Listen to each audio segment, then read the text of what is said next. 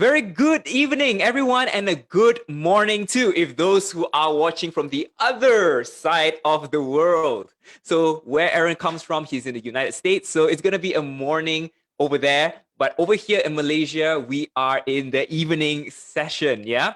So, very good evening, everyone. If you are here on Facebook Live, do drop in. Hi, we're more than excited to see you here this evening, yeah? Now, today we are blessed to have our guest speaker, Aaron Beverly, to be joining us this evening. But of course, before I begin, let me introduce a little bit about Aaron Beverly. Now, Aaron Beverly is someone who won the World Championship of Public Speaking in 2019. So I'm going to read his bio over here, yeah?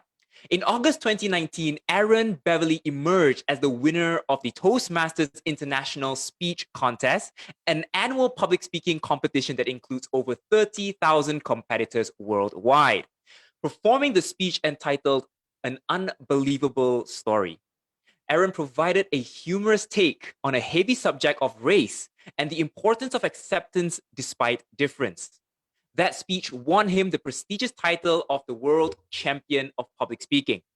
Now, an accomplished speaker prior to the 2019 championship, Aaron also earned second place in the International Speech Contest in 2016, giving a speech that has come to be known simply as the 57-word title speech.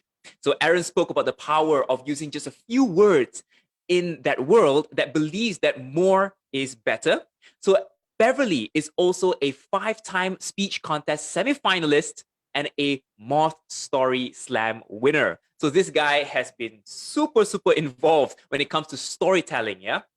Now, oddly enough, Aaron considers himself to be one of the most introverted people you can meet. Public speaking and storytelling were extroverted activities he never thought he'd pursue. However, with hard work, dedication, and a team of invaluable supporters, Aaron has become a proficient speaker in both skills and has learned to balance the innate introversion with flashes of extroversion. Storytelling and public speaking have not only led Aaron to engage audiences at Fortune 100 companies such as Vanguard, JP Morgan, Chase, and Wells Fargo, notable universities such as Temple, Drexel, and the University of Pennsylvania. But they have also allowed Aaron to travel to different countries around the world, including Taiwan, India, and Malaysia, and the extremely foreign land also known as Canada. So Aaron is a living proof that the art of communication can have a profoundly positive effect on the advancement of your professional career and the fulfillment of your life. That is Aaron Beverly. But before I show you a video summary of Aaron Beverly and who he is, perhaps I'll share with you a little bit more about why do we host such an expert talk. You see, Matsona Dilwayo once said that to be a champion, compete. To be a great champion, compete with the best. But to be the greatest champion, compete with yourself. So ladies and gentlemen, kids, and maybe even your pets who's watching this live on Facebook right now, welcome to MAPS or Mahathir Academy of Public Speaking's Expert Talk Episode 3, Speak Like a Champion. So to date, we have hosted 3 expert talks, including today's session, of course. So our purpose actually ties very closely to the Mahathir Academy of Public Speaking's vision, and that is to nurture and to develop people to reach their fullest potential, especially in the art of public speaking. So here in Mahathir Academy, we develop students as young as 5 years old, and we even have learners as senior as 60 years old. So we have been educating, coaching, and training public speaking to over thousands of people since 2017. And hence, in this expert talk, it's a way for us to give back to society by giving valuable and insightful takeaways from industry leaders so that you could improve and upskill yourself. So ladies and gentlemen, be prepared to see who is Aaron Beverly. Aris, can you please share the video?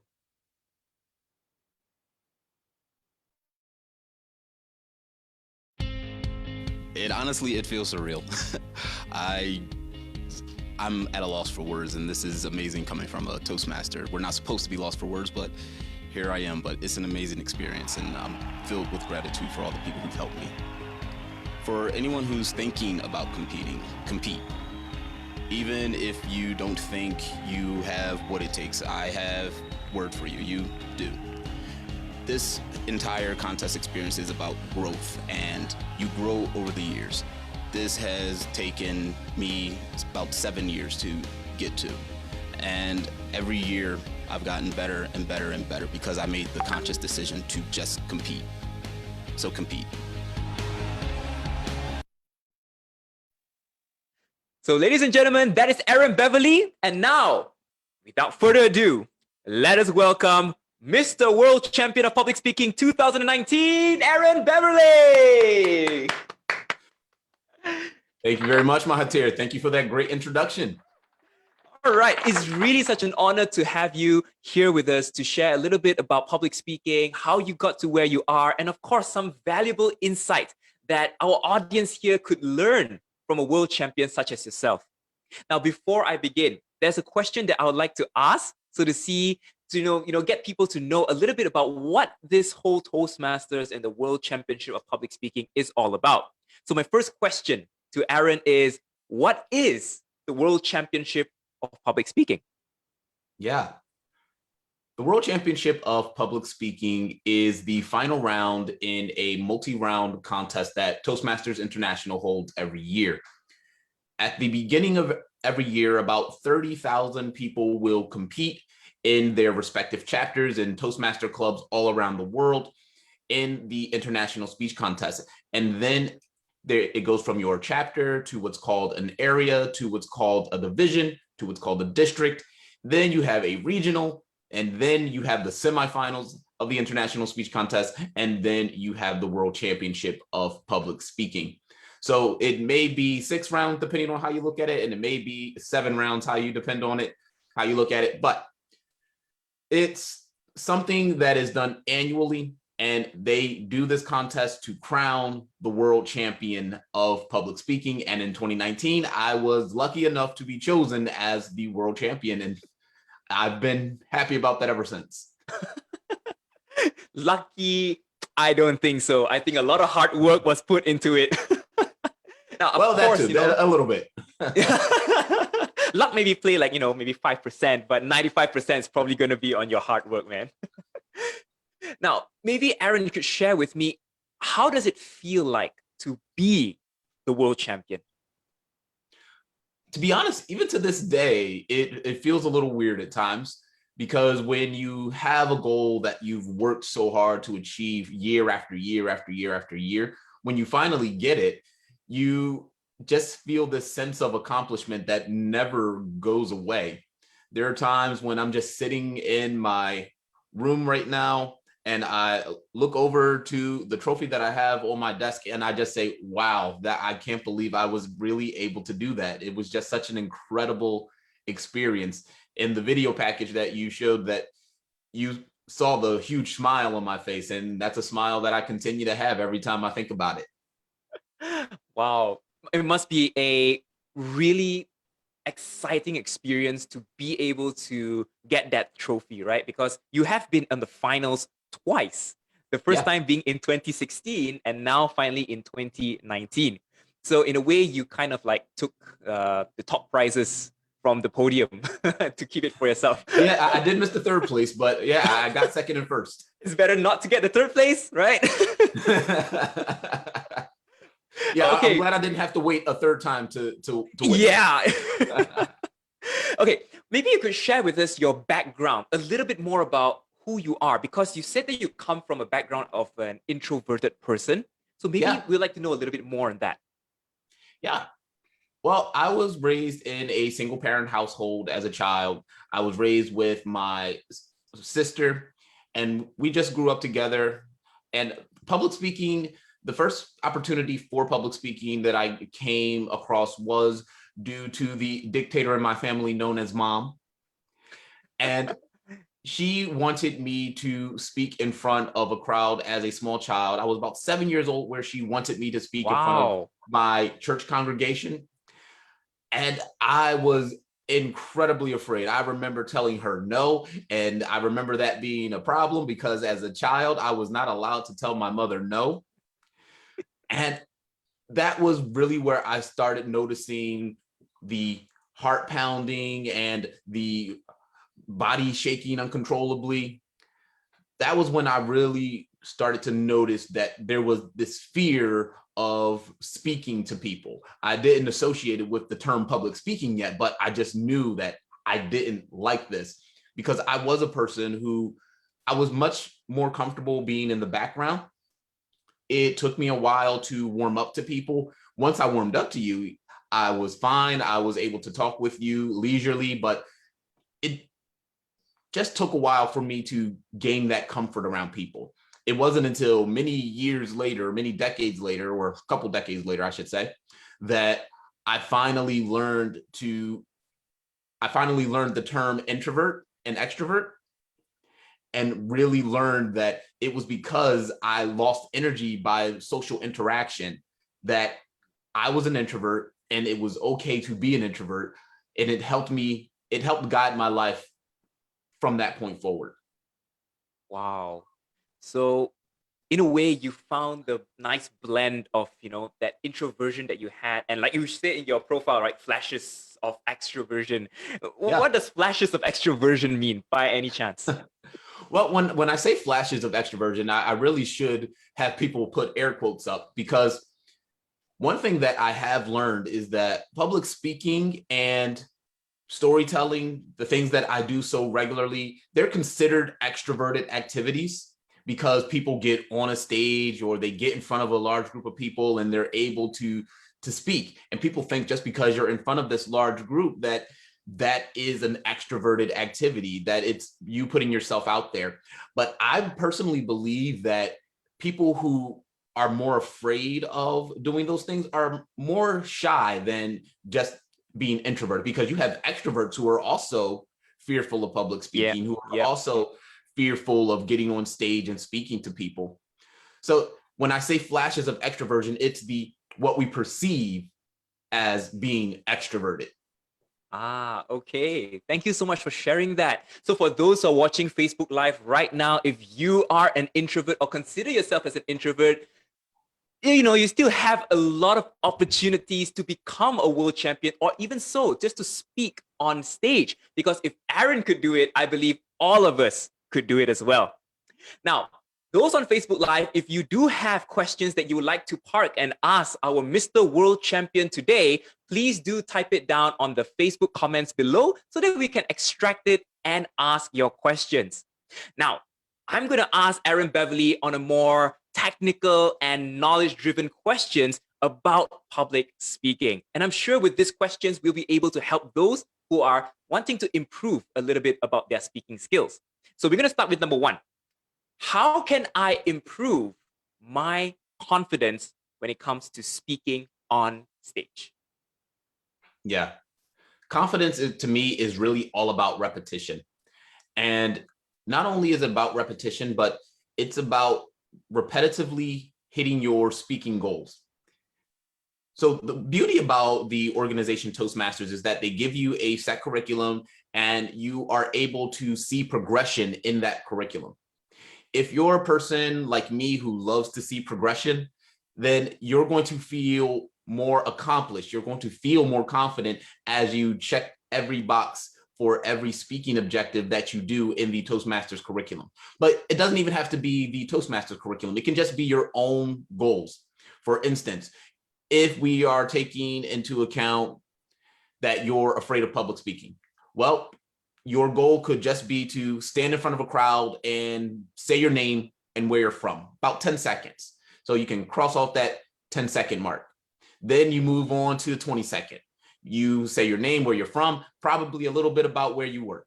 You've checked that box. Then you move on to 30 seconds. Then you move on to a minute. Then you move on to 2 minutes. And you keep adding on the minutes. And before you know it, you're speaking for 20 minutes and all of a sudden you don't know where the time went. You were only supposed to speak for 5, but you've been droning on and on and on and on with no end in sight. So it's something that you can do.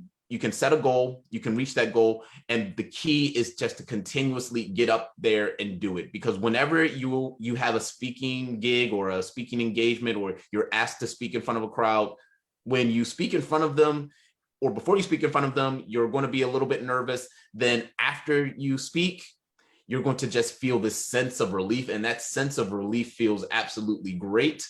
And you'll want to feel that feeling again. Wow, thank you so much. So, in a nutshell, what Aaron has shared with us is that number one, we need to have that sense of progression so that we kind of like have a checkbox to say that at least I'll try this stage first and then I'll slowly up the level. So it may get difficult, but it's a progress to go through, right? And the second thing is just do it anyways. You know, you don't have a choice, just do it. Okay, so coming to the second question, and I believe this one will benefit a lot of speakers, and that is, how can I improve my writing when it comes to speech crafting or just crafting a proposal, a business pitch, or just a presentation? How do I improve that? Yeah. For me, I would always say, start looking at the styles that motivate you. One practice that I did, I looked at previous world champions of public speaking, just in context of the international speech contest and the world championship. I looked at previous world champions and I actually transcribed their presentations. This was able to help me visualize how they put together certain words, how they put together certain sentences. I noticed how short the sentences were sometimes. I noticed how long they paused for laughter or paused for emotional effect. This was something that I did, and it really helped me because it helped me see the way that a champion writes. So when I started to create my own writing, I would try to make sure that my sentences were short. I would try to make sure that I put my impact words near the end of my sentences and not at the beginning. I would make sure that I had a clear central idea, and that really helped me. But with writing, if you take grammar classes, if you take writing classes, you're going to help yourself tremendously. But do remember that when you are writing, remember you are writing for the ear and not for the eyes. So you don't have to include those 10-syllable words that make you look smart or sound smart. We don't need to hear you say those 10-syllable words unless you're speaking to a group of rocket scientists. We don't need to hear all of those words. Keep it simple. Keep it to the words that you use in your everyday conversations, your everyday talks with your friends and your family. If you do that and you do it in a clear, concise way that's grammatically correct, you're going to steadily improve your writing. But the last thing that I will say to that is it's also repetition. You have to write. You have to speak. You have to speak to what you write. So just remember that at the end of the day, it always comes down to repetition. Nice. So Aaron is saying here that when we prepare a speech, right, it's always for the ears, not just for the eyes. And just to keep doing it, the more you do, the better you get at it. Which reminds me of one thing that Aaron told me before: detox. Can you explain what detox is? Yes. Detox is a summary of a central idea. What do you want your audience to do, think, or know by the time you are done speaking? I call it my do, think, or know summary. So you have to summarize what you want the audience to do, think, or know in 10 words or less. If you do that in 10 words or less, you'll be able to have a central message or a foundation that you can build your presentation around. As you are writing your speech, you're going to make sure that any content that expands upon that central message or that really helps explain that central message, you're going to include that into your presentation. Anything that doesn't do that, you're going to keep it out. Or anything that doesn't do it well, you're going to put in the most powerful pieces and then keep the lesser pieces out. It's really going to help you keep the junk out of your presentation, just as a body detox keeps the junk out of your body. Nice. I remember because when Aaron shared with me this detox formula, right? And I start to notice that when I start to craft my own presentations, it's easier to understand where I'm headed to, because at least you have that summary, 10 words or less, and it just keeps you focused. And if you notice, like, hey, this story or this example totally does not make sense to the value of my speech, out it goes to the trash. So, like what Aaron says, right? Detoxing from the body. All right, so I hope this information has been helpful for you so far. If it is, you can give a like, can give a thumbs up, really engage here with our Facebook Live, yeah? Now, moving on to question number 3. And I believe all of us would like to know as well, yeah, content is one side. What about my delivery? How can I improve the way I deliver? Because there are people who over-deliver, which appear to be dramatic, and there are people who under-deliver, who appears to look like a tree. So how do I find that balance? Yes. Well, again, I always say, well, actually, no, the real number one, you're probably going to know what I'm going to say is repetition. So let's just get that out of the way. So you want to practice it, but you also want to make sure that you are doing on stage what you normally do in an everyday conversation. You don't want to perform Shakespeare on stage. There was one person who talked to me before and he said, Aaron, my background is in theater, so I'm comfortable doing a performance on stage. And I said to him, just because you are comfortable doing it doesn't necessarily mean that it's natural. Natural is you in your basic state. When you ask me a question, you didn't say, dear Aaron, I have a question for you. You didn't do that because that would have been very awkward. That's what people do when they're on stage. They don't keep it natural. Keep your body language to what you normally do. Whenever I am or whenever I'm practicing for a presentation, I always will look at my body. I'll look at my body on video, or I will do what they recommend sometimes, practicing in the mirror. And I'll see what my body naturally does when I speak. I tend to naturally speak with my hands. It's something that I've developed over the years. And whenever I'm making a certain movement, I always look at that movement and ask myself, is that a movement that I normally make? Or is that a movement that I could see myself making naturally? If it's a movement that I can't see myself making naturally, I try to find another way to physically express what I'm trying to say. And keep in mind too, that body language means not only your just body, your limbs, it also means your facial expression. So make sure you keep track of what your face is doing, because especially in this virtual era, our facial expressions can be very expressive in giving our audience what we're trying to say. So just remember that. But in order to improve it, I would say do that practicing in the mirror. Look at your body in the video or the mirror and ask yourself, is this a body movement that I am doing naturally?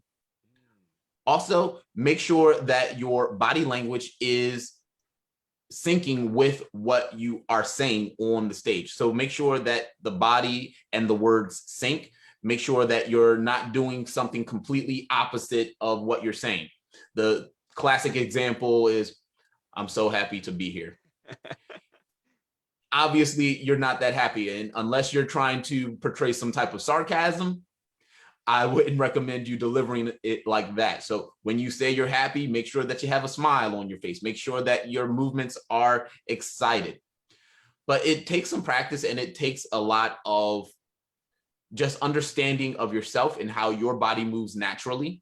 So just keep an eye out on that. Whenever you're talking to your friends in a casual setting, just try to bring a little bit of attention to what your body is naturally doing. I always coach people, and when they're talking to me, their bodies tend to move by themselves. And I always tell them to think about what they're doing right now. They're presenting to me technically in a conversation, because I believe that anything is public speaking. Anything where you're talking to an audience, I should say, is when you are public speaking. And your body is just moving naturally. You're not thinking too hard about it. You're just moving in the flow of the conversation. So treat the presentation like a conversation and just let your body move with the flow. Okay.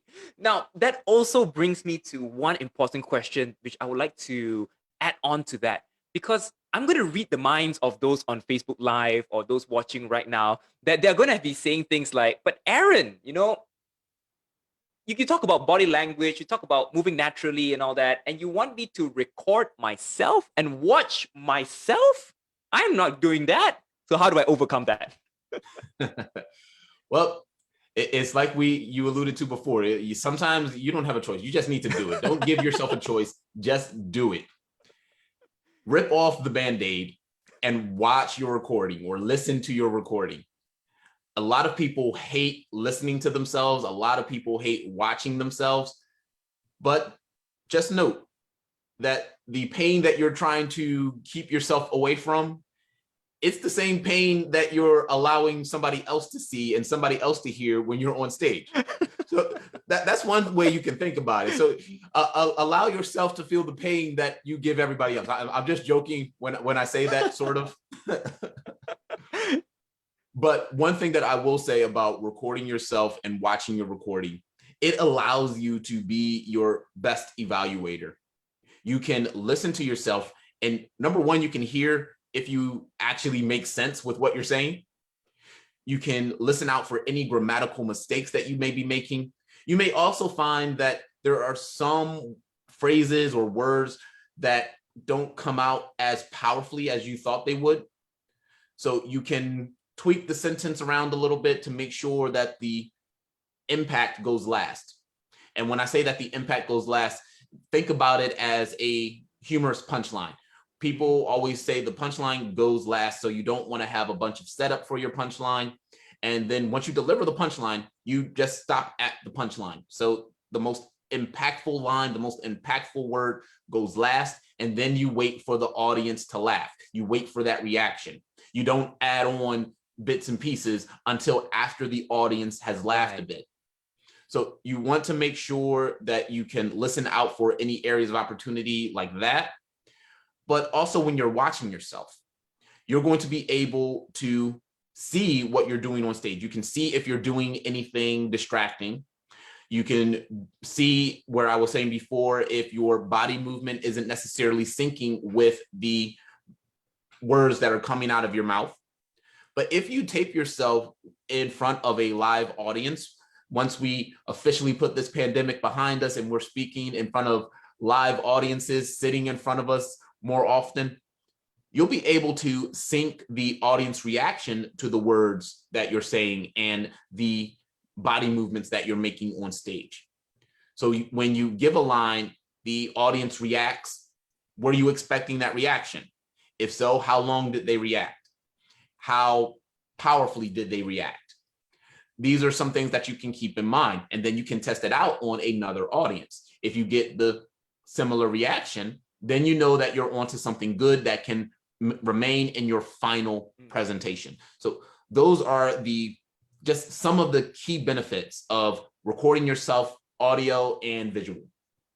Thank you so much for that. So guys, if you still feel very uncomfortable listening to your own voice or watching yourself on video, share the pain. You got to know your own pain watching yourself. Okay, we're joking. All right, but do try that out, okay? Because it's a really good way to look at your own leakages, and where you can actually improve further. Now, I'm going to ask Mr. World Champion here as well, Aaron, on what are some of his favorite books that he would like to recommend to learn about public speaking. My favorite book on just public speaking in general is by Dale Carnegie, The Quick and Easy Way to Effective Speaking. Wow. That book has pretty much every major technique that anybody teaches today. I call it my public speaking Bible. That's how much I revere this book. My favorite book on storytelling is a book called Storyworthy. So the word story and the word worthy just jumbled up together. And that is by an author named Matthew Dix. That Storyworthy is really good in breaking down the construction of a story, how it's structured and how it's pieced together and how you deliver that story to the audience. It's a great book. I used it a lot during my World Championship year. Something that I would definitely recommend for anybody looking to tell a better story. Nice. So for those who are looking to improve your public speaking skills, you can always check out Dale Carnegie's book. What's the book called again? The Quick and Easy Way to Effective Speaking. Quick and easy way to effective speaking. And of course, if you want to improve on creating stories for your speeches, then it's Storyworthy by Matthew Dix. Yep. Awesome. Awesome. Okay, I would also like to ask this question here because we do have audience members who are below the age of 18 and some are also below the age of 12. So these are some of our students who they're excited to learn about public speaking. They're excited to improve themselves, right? But what I want to know about Mr. World Champion, what are your thoughts about kids learning public speaking at a younger age? Like you mentioned, at 7, it was nerve-wracking for you. So do we allow students to go that? Do we allow kids to do that? What are your thoughts? Yeah, I absolutely say that you do that. In addition, you want to create a safe environment for the children. You want to put them in a situation where they're going to be encouraged and where they're going to be encouraged repetitively. You don't want it just to be a one-time instance where they have this very nerve-wracking experience and then they don't do it again for another couple of years, because they're going to remember just how nerve-wracking it felt instead of the constant encouragement that they get when they do it. So if you do have younger children and students learning public speaking, make sure that they have that repetition of encouragement and that repetition of just getting up and speaking in front of their peers. Because at a young age, that's when you're really going to be shy. That's when you're really going to consider what your peers think about you, because you don't want to be rejected by the other kids. Yep. But if all of the kids are going for a common goal, all of the kids are encouraging one another, and the adults are encouraging the kids as well, it's going to be a lot easier for them to embrace public speaking. This has been what I've seen from the past. I've seen young children. I've seen a 10-year-old where I saw him speak and I said to myself, wow, he speaks better than most adults. And it's because his parents put him in that environment where he could just speak over and over and over again and do so in a safe environment, so that when he was on stage, he was confident. Wow, I think that's a really good message to share with the parents as well, the students, that if they're in a safe environment, then learning becomes more fun and it becomes something that becomes second nature for them as they grow older. And I think Aaron can also agree with me that public speaking skills is important, not just for adults, but kids as well, because as they grow older, that skill is going to be put into many, many places, regardless of what job they're in, right? Yeah, absolutely. Awesome. Absolutely. So if there is a message that you would like to share to the youth, the kids, and also the adults watching this video or this live recording right now, what would your message be for them? Well, my message is for those people, any people in the world who are shy, the people who know that they are introverted, who know they are the quiet voices in the room. I want you to know that you being quiet, you being shy really has nothing to do with your ability to speak to people. There is nothing that is truly preventing you from speaking up and doing so in a powerful and impacting way. One thing that I've learned is that if you put in the work, you'll get the rewards. There are some people who are just naturally gifted with I call it the gift of gab. They're able to just get on stage and they're able just to talk freely. They don't have to think about it at all. Some people have to work a little bit harder for their public speaking prowess. I'm one of them. And it's something that I have definitely benefited from. In the bio that you've heard, I've been around to multiple countries that I would have never otherwise been to if I was not a speaker. I have been able to meet people from all over the world, people that I would have never thought of meeting before if it wasn't for my ability to speak. So public speaking can really expand your horizons, and you don't want to limit yourself because you believe that you are shy, that you believe you are introverted, or you don't want to allow it to have hubris. If you're a person that, oh, I'm an extroverted person, I love talking to people, it doesn't necessarily mean that you execute speeches well. So keep that in mind too. Just introversion, extroversion, being shy, being not shy has nothing to do with your ability or inability to speak up. So do not use that as an excuse. Take the Nike quote to heart, just do it. Find some place to get in front of people, to speak in front of them, to find a place that is going to encourage you to reach higher goals in terms of speaking, and just keep pushing yourself. So if you push yourself, if you compete against yourself, you're going to make yourself a lot better. And again, I cannot say this enough. It has nothing to do with how quiet you may be as a person, how shy you may be as a person, how introverted you may be as a person, or how extroverted you may be as a person. Everybody in this world has the ability to impact the world by speaking up. Thank you so much from such a wise words from our Mr. World Champion, Aaron Beverly. And I'm sure the students, the adults, the kids, the youth, they're all excited to know a little bit more about Mr. World Champion here, which that's why they've asked some questions that, so we get to know Mr. Aaron Beverly a little bit more. And there's one question here that caught my mind.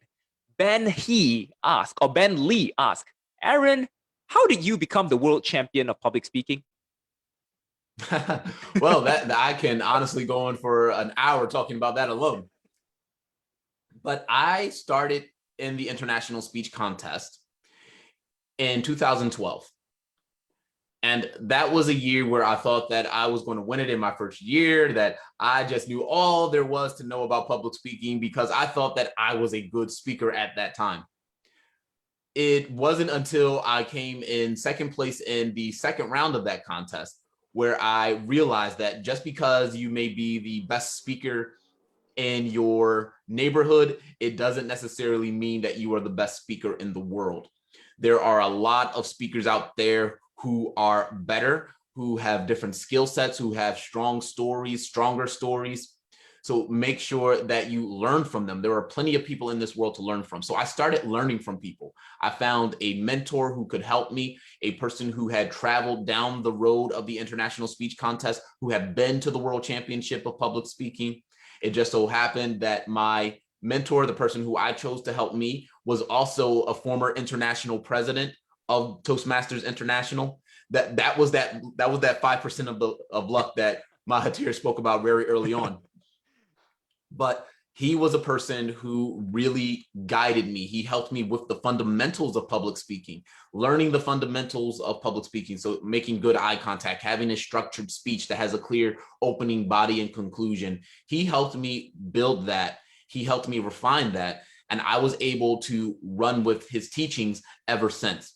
So year after year, I just kept trying. 2013, 14, 15, 16, I made it to the World Championship of Public Speaking for the first time.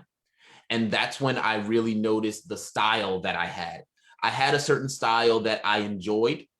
I had a style that seemed authentic to me, and it was a style that I wanted to build upon. So in 2016, I feel that that's when I found my style of speaking. Then 2017 and 18 rolled around, and I just continued to speak. And then I really started to focus on growth. In 2018, that's when I focused on growing as a speaker, just trying to compete against myself rather than competing against others. When I started competing against myself and just making my journey about growth, not really caring if I won the World Championship of Public Speaking, I wanted to win the World Championship of Public Speaking, don't get me wrong, but I didn't make it a goal because it was something that I could not control.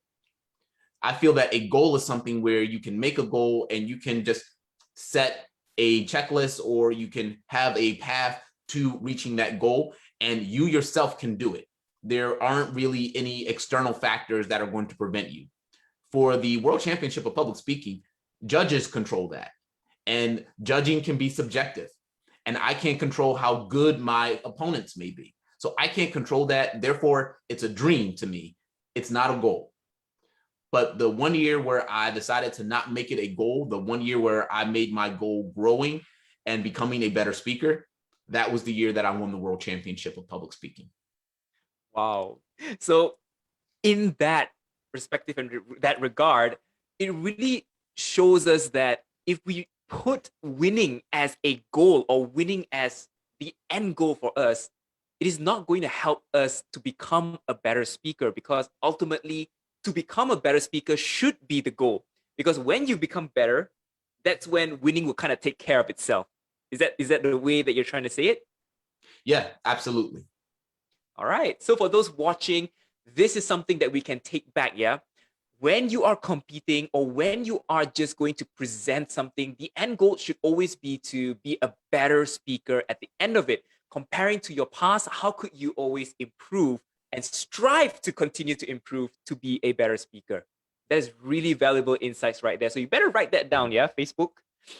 Okay, now we have a lot of questions from Facebook, and of course, let the questions keep flooding in. And I'll ask the second question. This is by Siti Salwa, and she has a really good question. She asked, how did your mom encourage you? Well, my mom encouraged me just by always pushing me, always saying a kind word to my speeches. She always, I don't think my mom has ever told me that I've given a bad speech. She's the typical mom where she thinks I won every single year that I ever competed. and she admits that she may be a bit biased, but you sometimes you need that unconditional support, that unconditional love from a parent or a loved one. It really does help, even though it may seem cliche, even though you know that they're being clearly biased towards you. You really just want that encouragement and that help with your confidence, for lack of a better word of putting it. It really helps. It really makes you feel better. And when you feel better, it makes you want to keep going. When you know you have that person who's behind you, who thinks the world of you, who wants to see you achieve at the highest level, that is always something that motivates you to keep going. Yeah, I really totally agree with that, because I remember contesting in my Toastmasters journey as well, losing in the area, losing in division. And I come up to my parents and they said that, no, man, the other speaker is bad. You know, you should have won. You should have won. I understand, you know, it's really good to have that form of encouragement, because it really helps, you know, to soften the blow and to help you reflect better, rather than another person coming up to you and say that, hey, you lost. Yeah, you know, that speech was bad. So you don't want to have that kind of moment. And I believe, Aaron, you had that moment before, right? Yeah, I have had that moment before where somebody came up to me after my first year competing, actually. It was the 2012 contest season where I came second in the area, and this guy comes up without even introducing himself. He just asked me, do you want to know why you lost? That is the worst thing that you could have possibly said to a competitive person who has just not advanced in their competition. But luckily for that gentleman, I maintained my composure. But man, I have had some choice words that flooded through my head before I just said, sure. So yeah, so parents out there, yeah, encourage your child, encourage your friends, encourage your peers. You know, those kind of little words does help them to really boost their self-esteem and confidence, yeah? Now, I have another question here from Amrita. And Amrita is actually one of our students, and she asked this question: how do you write a speech if you have no ideas, or, you know, you're just stuck? Mm-hmm. Well, this really is a struggle sometimes for younger people. They feel that they don't have any topics to talk about. And the way that I tell them to approach it is, stop trying to speak like an older person. Stop trying to make a speech for an adult. Try to make a speech that can be relatable to an adult, but make a speech that's going to help someone who's the same age as you or someone who is younger than you. Make a speech for that person. So if you have a way of how you dealt with exams, for instance, if you're a person who took exams and you were stressed out. Tell us about how stressed out you were. Tell us about what you did to overcome that stress. Tell us about the practices that you did to help you study correctly, to concentrate. Give us something, or give somebody in the audience something that they can use that will help them. Think about it from a helping perspective rather than I need something to talk about. So if you think about it like that, it becomes a little bit more easy. Something else that I do, though, we always have funny moments that happen in our lives. We always have some moments that are inspiring for us. Write those moments down and start with I call a story file. Start your story file. It could be a book. If you journal, journaling is great as a story file. You can always look at it later and see what happened in your day, and you can take content from the pages of that journal and put it in the content of your speech. But when you have this story file and you just take notes of things that happen, you're able to just copy and paste those stories and put them into your content later down the line, or you're just able to use the stories later down the line yourself. When you have that story file and you have those stories that you've jotted out, you don't have to write the stories out in full.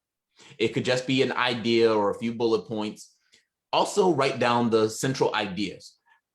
And I say central ideas in plural because you can have a story that has multiple meanings and it can have multiple messages. For my 2019 championship speech, I told a story about an Indian wedding that I attended. And the message that I went with was one about unity. But I could also make it about responsibility if I wanted to. I could make it about friendship if I wanted to. I could make it about culture if I wanted to. So I could do a lot with that. So create the stories and then write down the messages that you think you can learn from them. Or you can do it the opposite way. If you don't know what to put in your story file, start with a message. Start with a message that, okay, I want a message around something that is about, let me see. I don't want to use an example where I had already. I want to use an example about introversion. So being quiet. So what stories do I have about a moment where I was quiet, but overcame being quiet and was able to contribute? So do it like that, where you just come up with an idea of the message that you want to give, and then rack your brain for any stories that you may have and write them down. So that's one easy way to just come up with just various amounts of topics for you to talk about. But everybody has topics to talk about. Don't think that you don't just because you may be younger. Think about how you can help somebody who is a peer or younger than you. Awesome. That's really good tips over there. So for Amrita, you can see how this can actually help you. You can prepare a story file and of course, central ideas. What are the messages that you can derive from that one story? Because one story could have many, many messages, many, many meanings, right? So if you can't come up with the story, think of the messages first and then derive a story from there. So always have a story file because this could really help you when you're starting to craft speeches, presentations, because a personal story goes a long way. Now, I have another question here, and this is from Daniel Lee. What is the most important thing in storytelling? The most important thing in storytelling. Now, I'm not going to cheat and say that they're all important. I would say if I had to choose one, I would say that it is the character. So you have to have a character that people can get behind. You have to have a character that's relatable. And that word relatable is key. Like I said before, if you're younger, you don't need to have a character whose problems are the work life, whose problems are paying bills and taking care of their children, when you yourself do not have any bills to pay or any children to take care of. You're not going to be able to build a relatable character. And if you put yourself in the story, you're not going to be able to portray yourself as a relatable character in your story. So make sure that you have a character that has something relatable. and they have to have a relatable conflict. So an understandable conflict, I should say. So they have something that they want, but they're unable to get it. And that character has to have a journey to get what they want or what they need. So not necessarily what they want, but something that they need. It could be a lesson, or it could just be a realization. And sometimes they may be able to get what they want in addition to that. But there's something that's blocking that character from what they want to get. What is it that's keeping them from getting it? So you have to have a good character that has an understandable, relatable problem to guide the audience or to guide the listener through the story. So the character, or the character arc, I should say, is the most important part of the story if I had to choose one. All right. So I think to summarize that particular point, every story goes through a form of arc, right? So they always start off with the characters and then something that's blocking the characters from getting something. And eventually the character overcomes that and has a moment of realization and change. Is that what you're saying? Yep, absolutely. Awesome. So Daniel, take note on that so you can start preparing for your next Toastmasters speech contest, yeah? Now, we have time for about 1 to 2 more questions. And I would like to ask this question by Eumelia. And she's saying this question, and I think this is a really good question. How do you stop comparing yourself to others? Or in a way, stop getting burnt out? You know, after trying so many times, you just fail, and then it's like, ugh. Yeah, well, that's a great question. And it's hard. It's something that I won't be able to tell you that, yeah, there's just a switch that you flip and all of a sudden you don't care anymore. It's not that easy. It's really not. It is always a struggle. You have to be mindful of where your mind is going. You have to be mindful of what you are doing. So for instance, going back to the context of the international speech contest, I had to stop trying to research my opponents. And I would go on to YouTube and try to find any bit of information that I possibly could just to make myself feel better. I wanted to see if they weren't as good of a speaker as I was. That's not the right mentality. I needed to work on my own presentations. I need to work on my own speeches. So I decided that I wasn't going to research those people anymore. Then when I was actually at the contest, I would start to notice that I would be comparing people to me when they were on stage. So one way that I got around this, I decided that I wasn't going to listen to the other speeches because it was going to make me focus more on what they were doing rather than what I needed to do. So I would go backstage, I would practice my speech, I would listen to my speech over and over again. And then I would be more focused on what I had to do rather than what my opponents were doing. But it is hard. And sometimes you just, maybe if I just do one Google search on this one person, or maybe if I just go onto YouTube and look at this one video. If you're going to do something like that, if you're going to research on Google or on YouTube or any other method online, look at speakers who are not competing directly against you, or look at competitors, or look at people who are outside of your platform. So for me, I looked at people that were outside of Toastmasters. I didn't want to learn from just Toastmasters. I wanted to learn from other types of speakers. So I started really paying attention to comedians. I started really paying attention to TED Talkers. That was something that I did to make myself better, and it helped me not focus on other people. And getting to the second part of the question, the burnout part of the question, you have to realize that a competition is not the end all be all. So you have to really take into account your mental health and your state. If you're constantly stressed out, take a break. It's okay to take a break sometimes. Whether that break is a day or a week, it's up to you and the timelines that you have. But make sure that you don't stress yourself out too much. I will also say on top of that, if you have a deadline, make sure you give yourself adequate time well in advance. Yep. Some of my speeches, I started writing them a year before the next speech contest. So yeah, my speeches were sometimes old enough to start kindergarten in some instances. Sometimes it takes a while and you don't want that stress. So just give yourself ample time.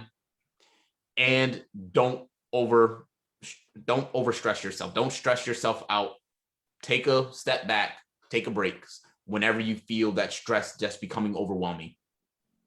Right, Yumilia, so you heard that, right? You got to take a step back, relax a little bit. You know, you don't want to keep pushing when you're reaching that burnout zone, or things are just going to fall apart, or you may not be able to craft a speech in a nicer way or in a better way because you're forcing it, right? So it's good to take a step back. Now, Aaron, I have this one last question, and this question is from a really cute little boy that we have in our academy here. His name is Lucas, and he's asking this question. Aaron, what was your dream when you were a kid? Ha. Wow. When I was a kid, what was my dream? So when I was a kid, let me see, what was the first dream that I could say that I had really? When I was a kid, I actually wanted to be the president of the United States. Whoa.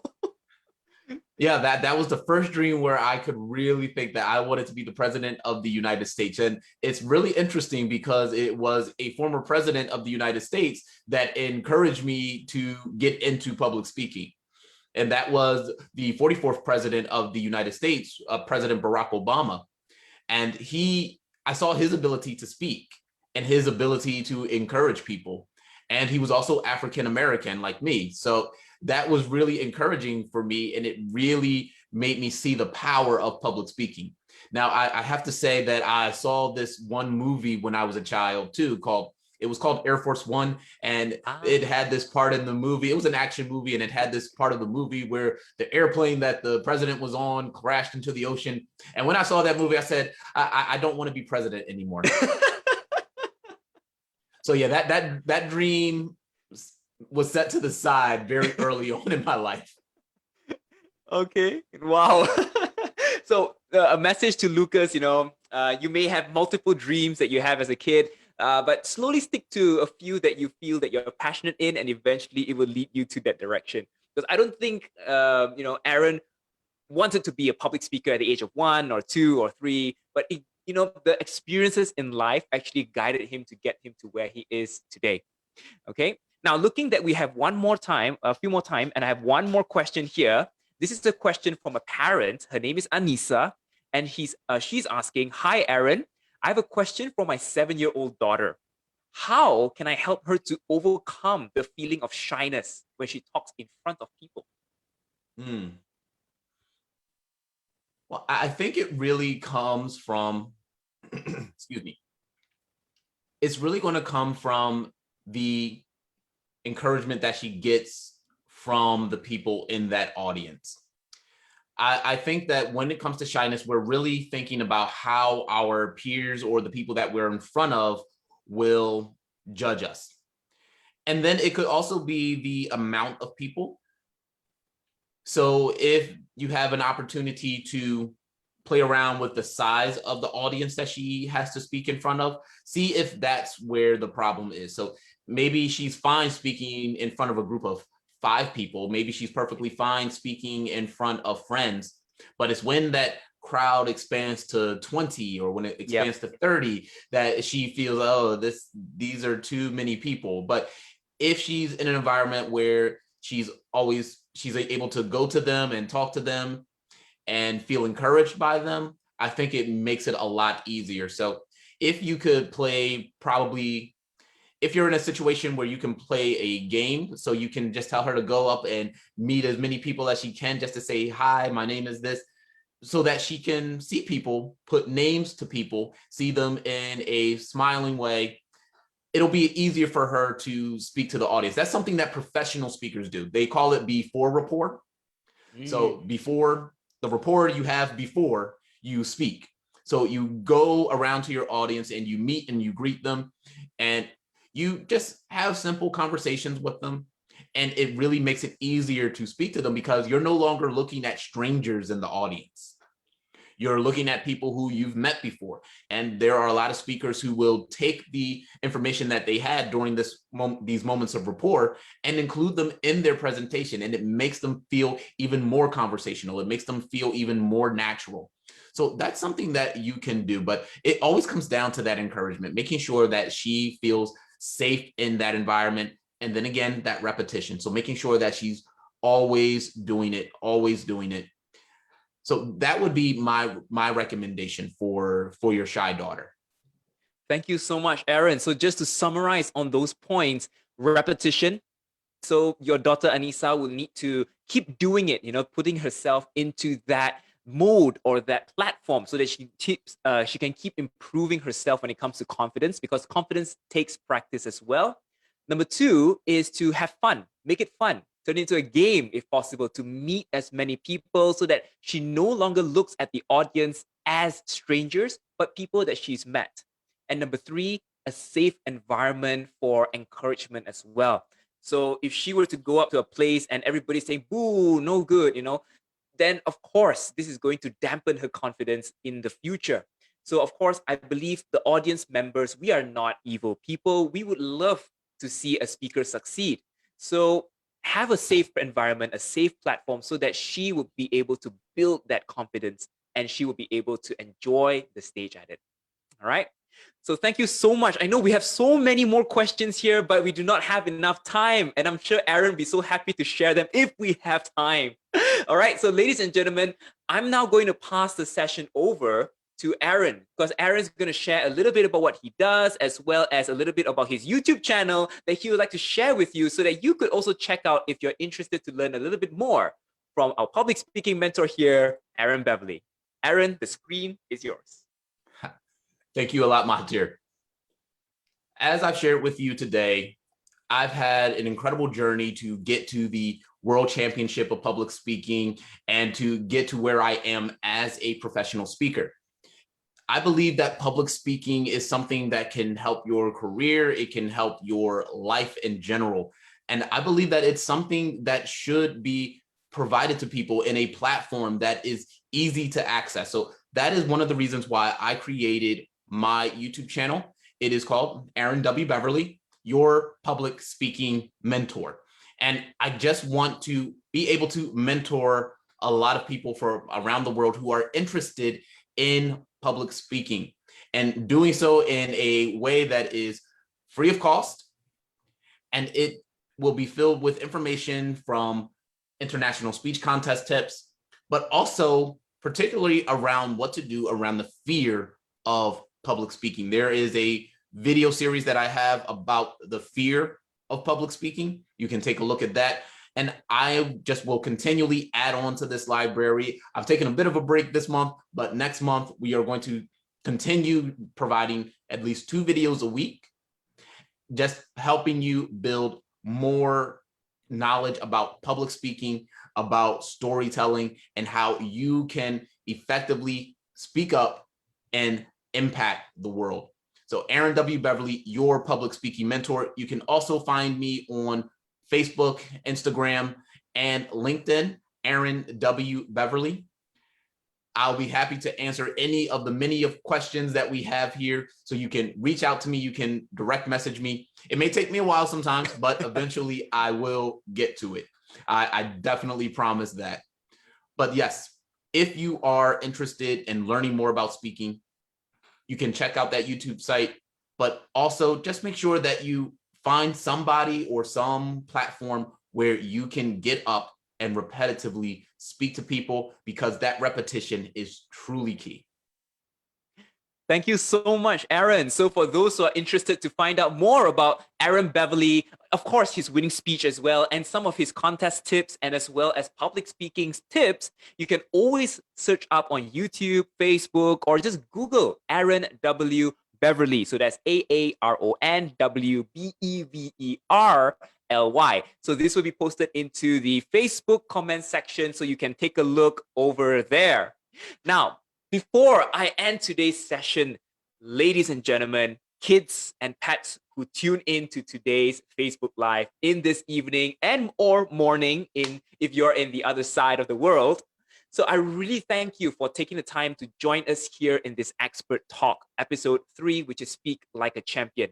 And it's truly amazing to see how committed each and every one of you when it comes to speaking and improving yourselves. And that's why you are here today.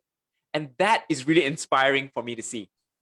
So I would also like to personally thank Aaron Beverly, our 2019 World Champion of Public Speaking, for gracing us with his presence this evening. Thank you so much. Can we give Aaron Beverly a round of applause? I will press my soundboard.